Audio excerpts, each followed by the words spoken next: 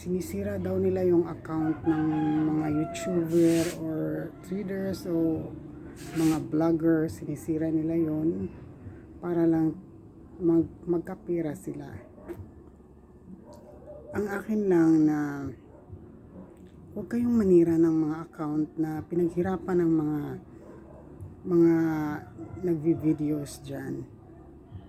Huwag kayong manira. Kung gusto nyong gumawa, gumawa kayo sa sarili ninyo. Hindi kayo manira ng mga videos and photos na pinaghirapan ng may-ari.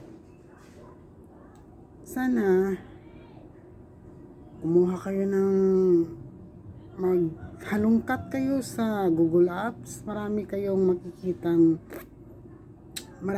makikitang pagkakakitaan dyan. Hindi yung sinisira nyo lang ang mga pinaghirapan